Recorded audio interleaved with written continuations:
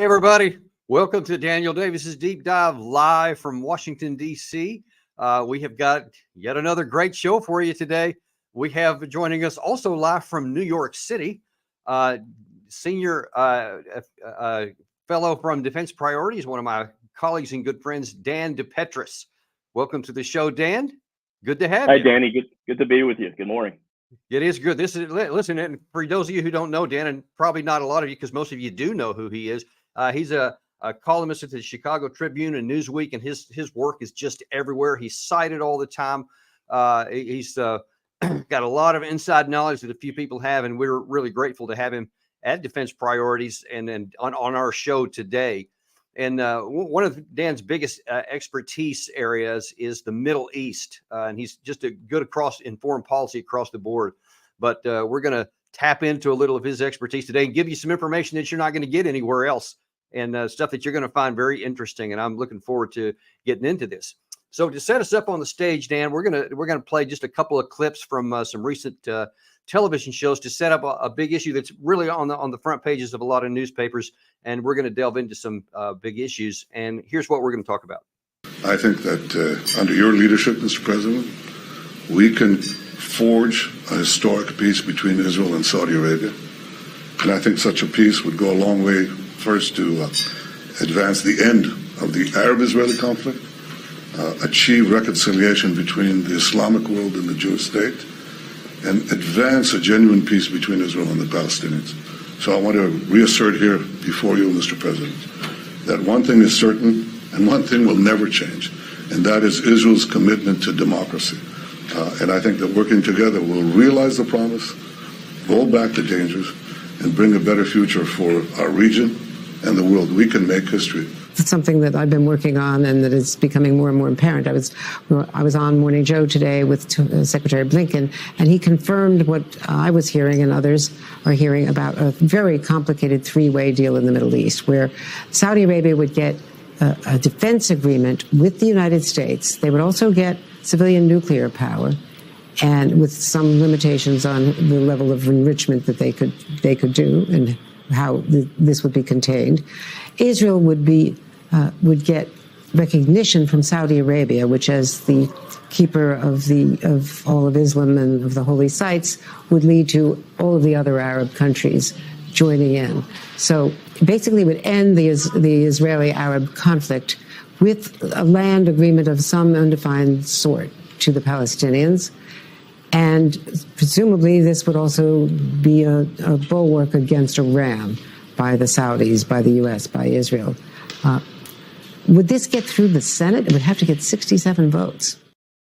Well, there's a lot to unpack there, Dan. So let's just take it bit by bit. One of the first things that Netanyahu said was that this was a commitment to democracy, and it's going to help the entire region. And on the surface of it, it sounds actually like that's a really good thing, because I mean, if you're talking about potentially normalizing relations between Saudi Arabia and Israel, two of the major powers in there, both friends to the United States, I mean, that would certainly seem like a good thing. But the second part of that also mentioned one thing which was implied potentially in the first one, and that is Palestine. And one thing we don't like to, we don't want to shy away from tough topics here, and that is a tough topic, because there is so much angst in terms of the Palestinian issue, both within the Middle East and within the United States, and definitely within Israel. How do you see, first of all, from Israel's perspective, what do they want to do with the Palestinian issue? And then what does Saudi Arabia want to do with the Palestinian issue, since they both talked about it? Yeah, the Palestinian issue has been kind of like, I call it an eyesore for the region. And it's an eyesore because nobody really has a good enough solution to it, and it sort of persists generation upon generation. The Israelis and the Saudis have completely different interpretations of what, an acceptable Israeli-Palestinian solution would be. Obviously, the Saudis take the position of the Israelis have to withdraw from pre-1967 lines, and that would create, durable institutions, or help create durable institutions. And that would establish, a Palestinian state in the West Bank and in the Gaza Strip, and ideally, from the Saudis' perspective, in East Jerusalem as well. The Israelis have sort of equivocated on that position, depending on what kind of coalition government they have. Israeli politics is very cutthroat business, and depending on who the prime minister is at any given time, the Israel's position on that issue could either be hardline, as we see today, where we have very little sympathy for the notion of a Palestinian state, or it could be a little more dovish and a little more reasonable, I would argue.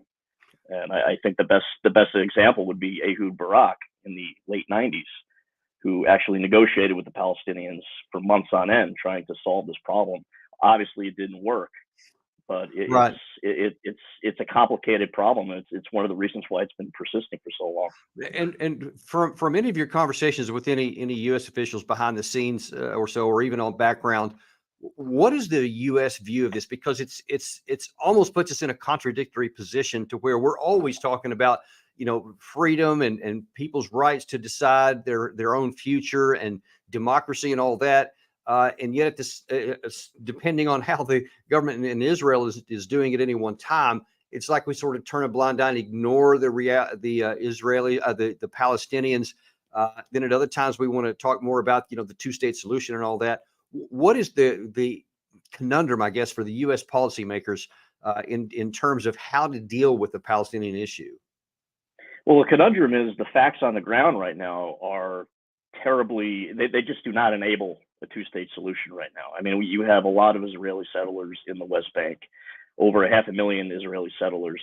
In the event that a two-state solution would be not appropriate, of course it's appropriate, but to institutionalize that, you would need to move a lot of people out of the West Bank. And that, politically speaking, in terms of Israeli politics, especially with this hardline coalition government, you're just not going to see any sympathy for that position. So, the United States has the position of we support the two-state solution, and it's been U.S. policy for over 30 years now, if not longer.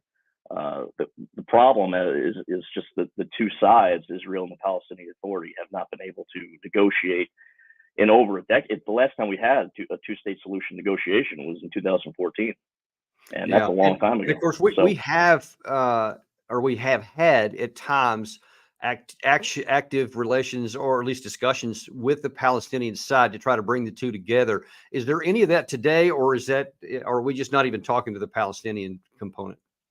Well, we are talking to the Palestinians. The problem is there's nothing comprehensive going on. So really, we're trying to put Band-Aids on a problem that really requires,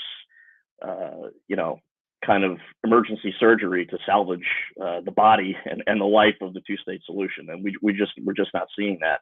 And I think part of that is because the current the government is just not sympathetic to a two-state solution. And this is where we are. There's only so much the United States can do in a situation like that.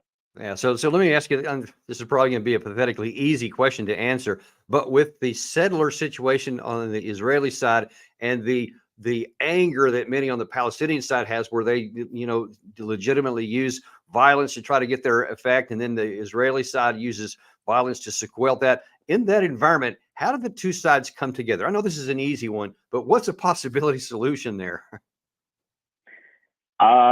It's not an easy question, Danny, because there is no answer to it right now. I mean, I hate to be bleak and pessimistic and cynical about it, but it's just really hard to look at this entire situation with a glass half full mentality. It's just, I don't see it. We've had, I believe the number is about 150 to 175 Palestinians have been killed in the West Bank so far this year. There's been about 25 Israelis killed in terrorist attacks in the West Bank and in Israel proper. That's the most since 2005, the Second Intifada, when the last year of the Second Intifada. So we're in a really bad place, and I'm afraid that it's going to take a long time to even get to the position where we have a negotiation. We're just not there now. Yeah. So that leads back into the bigger issue that we started with, which is this desire to have improved relations between Saudi Arabia and Israel, and to expand beyond the Middle East. But the Palestinian issue seems to be a component of both of that. Is that possible to provide some impetus to get that finally settled, to have all sides make some kind of compromise necessary to get to some sort of solution? Or is it going to be that maybe Riyadh and Israel or Jerusalem just say, hey, yeah, I know there's a Palestinian thing that exists, but we're just going to kind of push it to the side so that we can work on up here and we'll deal with that later. I mean, how do you see that playing out? Because is that going to prevent the actual culmination of some sort of relations? Well, right. So Saudi Crown Prince Mohammed bin Salman is he's not a typical Arab leader. He's not like his father, King Salman. And I say that meaning he's not exactly full bore on the Palestinian question. He would obviously like a two-state solution established, but he's a guy that sees himself as a transformational figure, and he wants to bring Saudi Arabia beyond a regional powerhouse into an international player. And to the extent that caring for the Palestinians in any way will obstruct that mission, I do not see it within his nature to stop his ambitions. He cares for the Palestinians in a certain respect. All Arab leaders do, just for political reasons. But he's not going to allow the Palestinian question to be a hindrance on his wider ambitions. I see. So yeah, that doesn't bode well for the Palestinians. And I'll just tell you, man, my heart bleeds for them, no matter what nationality or anything else. That they want freedom, but everybody wants security. And there's just no obvious answer to any of this. But it's just an egregious, problem for those people who have to live in that difficulty. Shifting gears quite a little bit here now, along the lines of bin Salman, who wants to improve his relationship and transform himself into something bigger. He's going after a pretty big target there of trying to get a defense agreement with the United States. Now, just looking at it on the surface, I mean, we've been helping Saudi Arabia for a long time with weapons and training and all kinds of other aid. What is it that Salman is looking to elevate beyond that? And anytime you have a defense agreement, it's supposed to be a mutual defense agreement to where both sides would potentially benefit. And maybe I'm missing something. I just don't see where the U.S. would benefit from that. And I just wonder what your thoughts are on that whole dynamic. Yeah, so I've been looking at this issue every which way for the last 3-4 months, ever since it's been in the news cycle. And I'm with you, Danny. I don't see a tangible security benefit for the United States in actually providing Saudi Arabia with a defense commitment. What MBS and the Saudi leadership want is a treaty, a NATO-style defense treaty that would obligate the U.S. military to come to the defense of the kingdom in the event an attack takes place. I see that as a very hard sell in Congress, because that will require congressional approval, Senate approval. And I don't think the administration has the votes for that, number one. Number two, in terms of tangible security benefits for the United States, there isn't any that I can see. It essentially would be, we talk about mutual defense agreement, but does anyone really believe that the Saudis would come to the defense of the United States in the event that the U.S. homeland is attacked? I don't think anybody seriously would believe that the Saudis would be up to that. They wouldn't be interested in it, and I quite frankly don't believe they have the capability of even assisting in a major way. Issues, yeah. So yeah. That's where we're at. So whenever I hear mutual defense agreement, I kind of roll my eyes. right.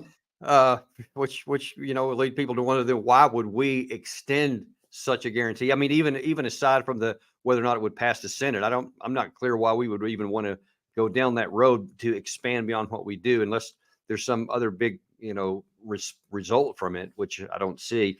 One other small little thing that was mentioned in that MSNBC part, where they were talking about what could be potentially part of this, that kind of caught my eye because of how it may react to other things going on in the Middle East. And that was apparently that Saudi Arabia wanted nuclear power assistance and to develop that kind of capability. And, and of course, they said there would be guardrails to keep it from going to a nuclear weapons program. And yeah, we know how firm those guardrails could be if they wanted to be. But how would that also impact at least from what I can understand of it being read, is that there's also a similar interest in Saudi Arabia and Iranian rapprochement. But with the nuclear issue being pretty sticky, we got all those sanctions on Iran. They're never going to get a nuclear weapon, et cetera. We don't want them to have anything to do with nukes. But then if we all of a sudden start talking about giving those technology to Saudi Arabia, how's that going to involve that dynamic or the dynamic between the U.S. and Iran? Well, the Iranians obviously wouldn't be thrilled, and quite frankly, I don't think many in Israel would be thrilled about a hypothetical Saudi nuclear program that would include by the way, uranium enrichment on Saudi soil, which is a big deal. Yeah. When we struck an agreement with the Emiratis several years back, we had the gold standard, what they call a 1-2-3 agreement, which basically prohibits the Emiratis from stockpiling uranium on their soil and from enriching uranium on their soil. Evidently, according to public reports, the administration seems perfectly willing to at least explore the opposite for Saudi Arabia, which I can't really square my head around unless we're really desperate enough to. We're so desperate for an Israel-Saudi normalization deal that we're willing to sort of undermine our own policies on nuclear nonproliferation. So it's a very strange case, and I haven't really heard a very convincing explanation from administration officials in the press, certainly, about why this would be appropriate and in the U.S. interest. And so where do you see this all going? This whole issue with whether it's with Saudi, Iran, Saudi, Israel, or the U.S. trying to broker all this? I mean, what's the near term outlook for it? On terms of Israel-Saudi normalization, I think it will get done. It'll take a long time because there's a lot of pieces. You have the Palestinian issue, you have nuclear nonproliferation, as we just spoke about, the U.S. defense guarantee piece of it. There's a lot of ways this can go wrong, just because the structure of the deal is sort of like a big tent umbrella with a little mini side agreements underneath the tent. So I don't know if the Saudis will be able to extract maximum U.S. concessions. I hope they won't for U.S. foreign policy's sake. But I suspect there will be a deal done, but it won't be to the extent that the Saudis are looking for. That's my hope and my anticipation. Yeah, I mean, I think it would be in everyone's interest. Anytime anybody's talking diplomatically, anytime they're talking about any kind of, peaceful, improved relations, that's good for everybody. Anything that moves away from conflict is better for the region, it's better for the world. So I certainly hope that things continue on in that regard. And as long as we don't sign ourselves up for anything that's going to potentially make trouble for us in the future, then yeah, I'm all for that too. So yeah, you're absolutely right. And Danny, you hit the nail on the head there. The issue really isn't about normalization and whether it's in the U.S. interest to encourage it between Israel and Saudi Arabia. Of course it is. The question is, how high of a price is the United States willing to pay to get that normalization deal? That's where we run into trouble. Yeah, and that's where we're going to keep a close eye out to make sure that doesn't happen, anything bad. Want to shift gears a little bit, although still say on the issue of the diplomatic relations between various countries and what each has and what each wants. We're going to shift over to the other side of the world.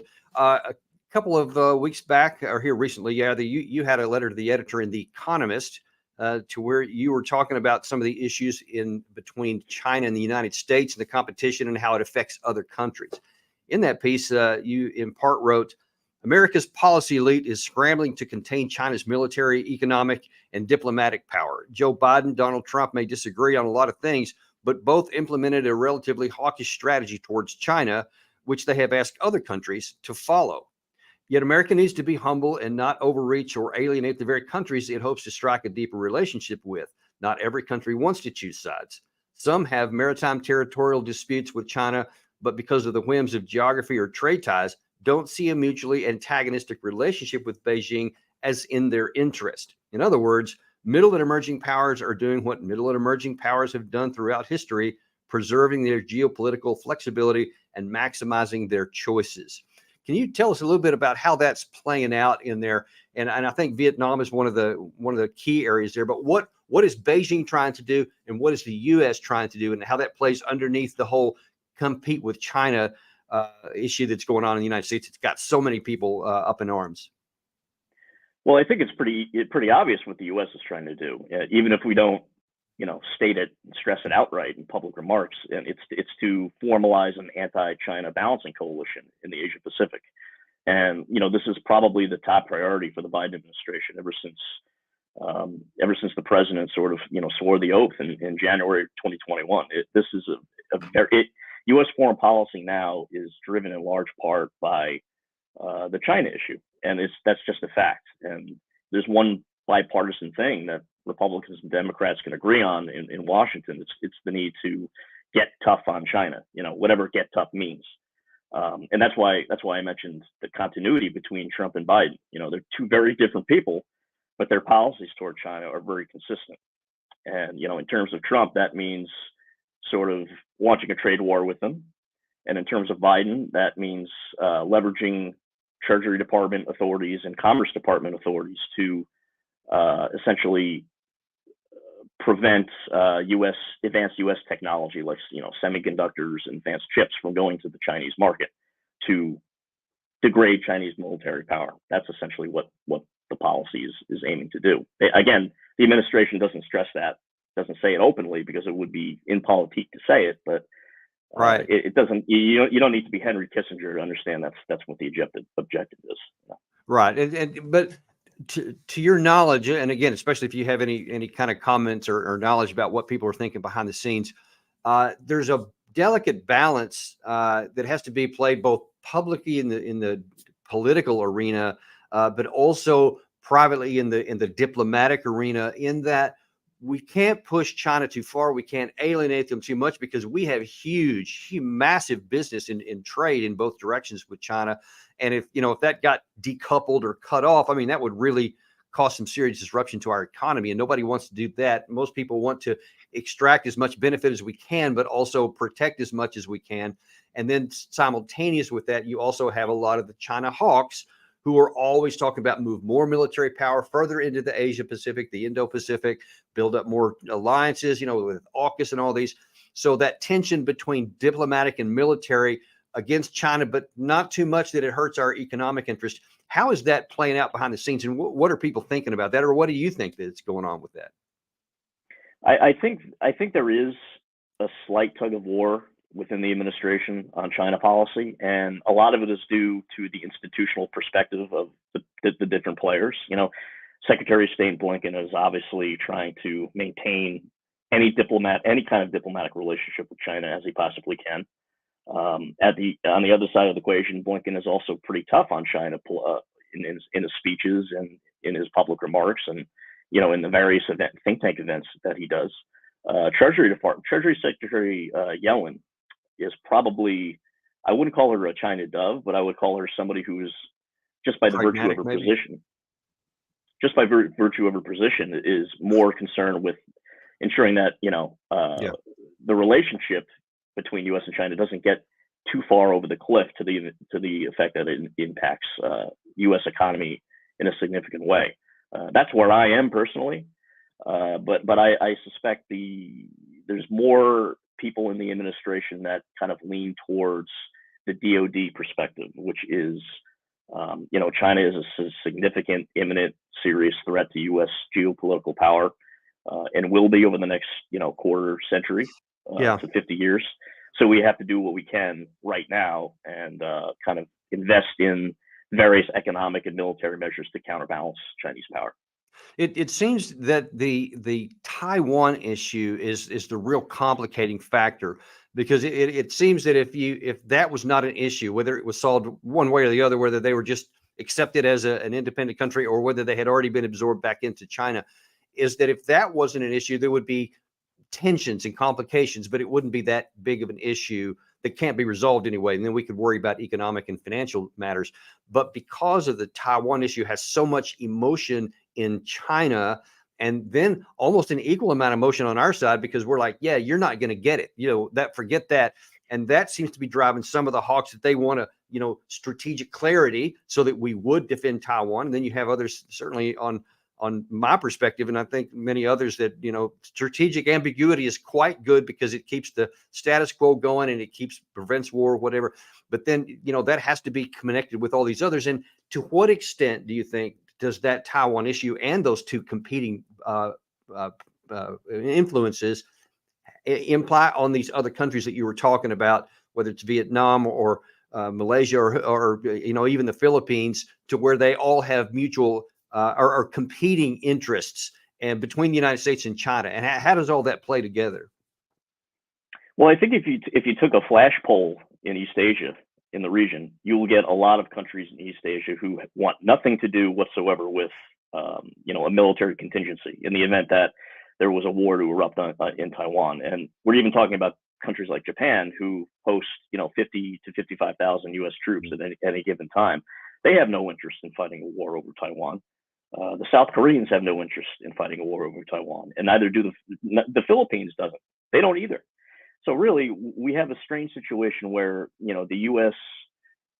is by far the most hawkish on the Taiwan issue, but all of the partners and all of our allies in the region that we would probably rely on or try to call them to our side in the event of a war contingency probably wouldn't accept, or if they did accept, they would probably do the most minimal action possible, just by the sheer fact that they don't want to butt heads with China, which, let's be honest, is the biggest military power in the region, biggest economic power in the region.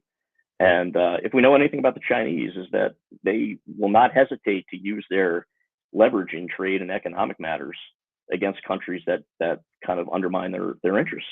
And we saw that with South Korea back in 2016. We saw that we've been seeing that with Vietnam for years. So these countries aren't stupid. They know what's going on. They know the region better than we do.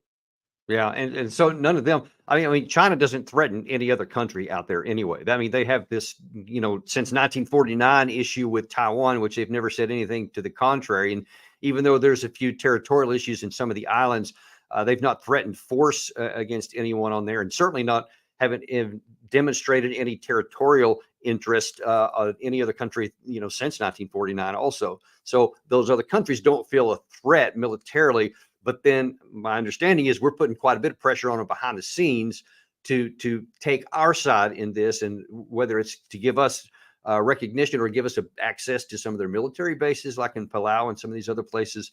It seems to be putting people in a tight bind. And even in the Philippines, I think with our assistance to the Philippines, I think I saw we expanded by access to 5 military bases through there. But it was with the provision from Manila that they not be used in a Taiwan scenario, as I understand. Is that your understanding as well? Yes, that's my understanding. And Ferdinand Marcos Jr. is a pretty pro-U.S. figure in Asia, compared to the previous administration in the Philippines, he's reversed Filipino foreign policy 180 degrees.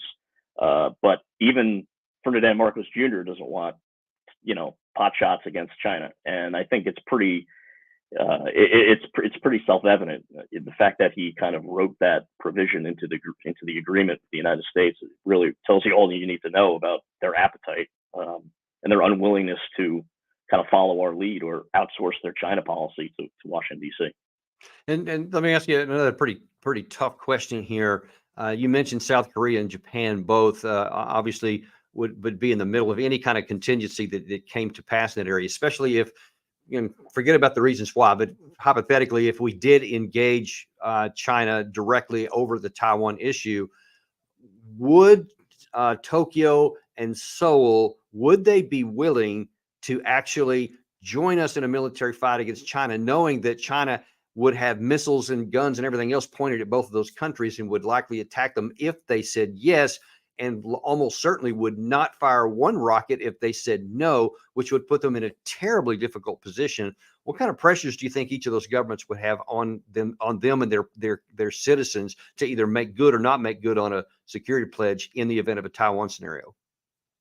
Well, there certainly would be pressure, and part of it is because we have a mutual defense agreement with both countries. So, you can bet that in the event that the U.S. is engaged militarily with China, U.S. policymakers would approach their South Korean and Japanese counterparts for assistance. I'm far more attuned to the South Korean side than the Japanese side, and I would say from the specific viewpoint of South Koreans, I don't see any appetite whatsoever to join the United States in any sort of China engagement whatsoever. And part of that is because they've been on the receiving end of Chinese economic coercion for a very long time, and they know that the costs of Chinese coercion to their economy, which is the costs outweigh the benefits of any assistance to the United States militarily. And they're also worried. I don't know how legitimate this is. Maybe it is, but they're also worried about the North Koreans possibly using a distracted United States to make a move across the 38th parallel into South Korea. And Yeah. that's been a persistent concern among the South Korean defense officials for decades, more so now, considering that U.S.-China relations are in such an adversarial state.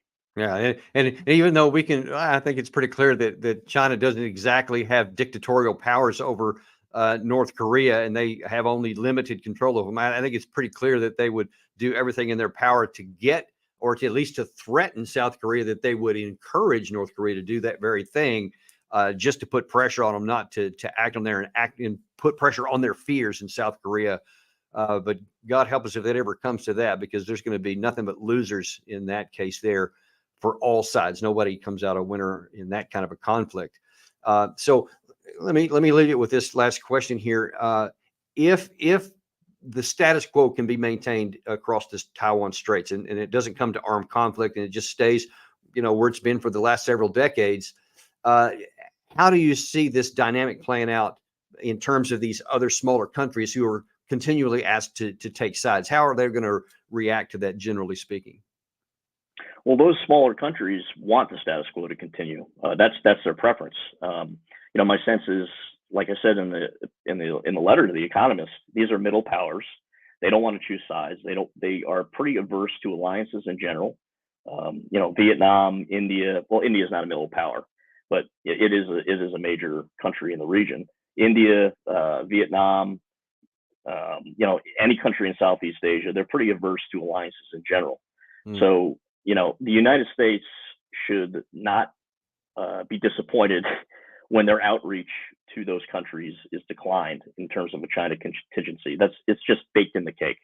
And quite frankly, if U.S. officials expect a different response, they don't know those countries very well. Especially Vietnam. Vietnam wants positive relationships with China and the United States. They don't want to choose, and it's understandable coming from their perspective why that would be their position. U.S. just needs to be humble about it, accept it, work within the world that we are presently living in, instead of changing it and trying to sort of craft some sort of idealistic pie in the sky scenario, which just is not going to come to pass.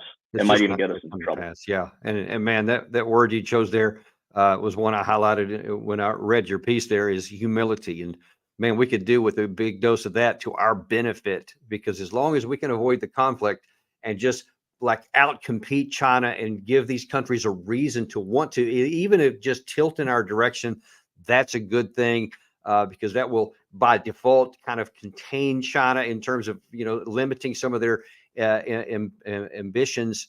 And as long as it doesn't work as long as those countries don't go over to China and we can give them reason not to, then this continuation of the status quo can benefit everybody, and definitely our national security and economic prosperity going well into the future. And I certainly hope that continues to be the case. Well, Dan, listen, we really appreciate you coming on our show. This has been some great insights in both the Middle East and the China. Definitely look forward to having you back one of these days. And thanks for your time. Thank you, Danny. Appreciate you having me on. You bet. Thanks. And we will see you on the next episode of Deep Dive. Remember to like and subscribe. And if you like the things you're seeing here, tell some other people about it, because you're going to get information here you're just not going to get anywhere else. Thank you. And we'll see you on the next episode.